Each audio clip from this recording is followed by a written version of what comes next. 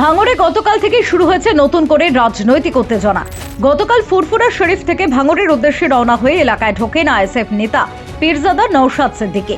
আর তার ভাঙড়ে প্রবেশের পরে উত্তপ্ত হয়ে ওঠে ভাঙড় 2 নম্বর ব্লকের উত্তর কাশীপুর থানার চণ্ডীহাট এলাকা। অভিযোগ, সেই সময় চণ্ডীহাট গ্রামে তৃণমূল কংগ্রেসের পক্ষ থেকে চলছিল দেওয়াল লিখন। ঠিক তখনই আইএসএফ কর্মীর সমর্থকেরা এলাকায় মিছিল শুরু করে, আর সেখান থেকেই দুপক্ষের মধ্যে শুরু হয় তীব্র সংঘর্ষ। তৃণমূলের দাবি, আইএসএফ এর মিছিল থেকেই তাদের কর্মীদের উপর হামলা চালানো হয়। ঘটনায় মহিলা সহ বেশ কয়েকজন তৃণমূল কর্মী আহত হন, এমনটাও অভিযোগ উঠেছে। আইএসএফ এর দুষ্কৃতী, আমরা সকাল থেকে দাল লিখছিলাম। দাল লিখে ঠান্ডা মেজাজে ওদের আজকে প্রার্থী ঘোষণা হয়েছে। ওরা প্রায় 150-200 লোক প্রতি বুথ থেকে এনে ওরা একটা মিছিল বার করেছিল। সেখানে কিছু বোম চাষ করছে, ওরা আনন্দ করছে, বোম মেরে আনন্দ করছে, রং মেখে টিটকারি মারা উস্কানিমূলক কথাবার্তা বলছে। তারপর আমাদের ছেলেরা দেয়াল লেখে আমরা সব যাচ্ছেই বাড়ি চলে যাই।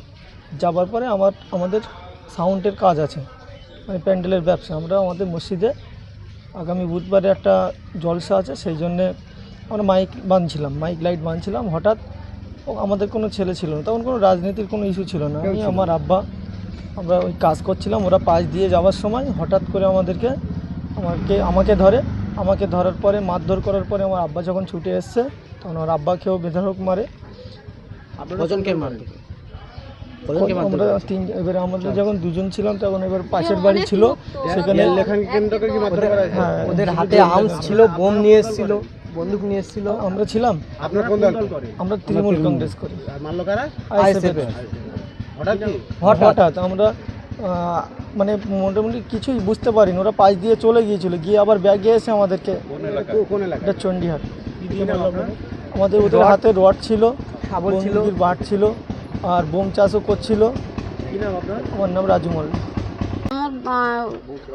একটা বাকারি কেটেছে, ওই একটা কাজ করবে বলে, আর ওরা মনে করে যে আমাদের মারবে বলে, তাই আমাদের বাড়ি হামলা করে, তাই ওরা মারতে এসেছিল।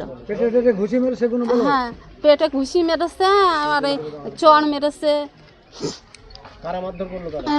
আইএসএফের দল। আমরা টিএমসি। ছকিনা বেরি। ওরা অনেক লোক এসে বেরি, অনেক দল এসে, আমাদের দুজনে। ঘটনাটা হচ্ছে, ওরা আইএসএফ আজকের ওখানে প্রার্থী ঘোষণা হয়েছে, হবার পরে ওরা রং টক মেখে ওরা হইহল্লা করছে, ঠিক আছে। আমার ভাইপো ও মাইপ বাঁধছিল, ওর আমাদের দেয়াল লেখা হয়ে গেছে, আমরা সে বাড়ি চলে গিয়েছি।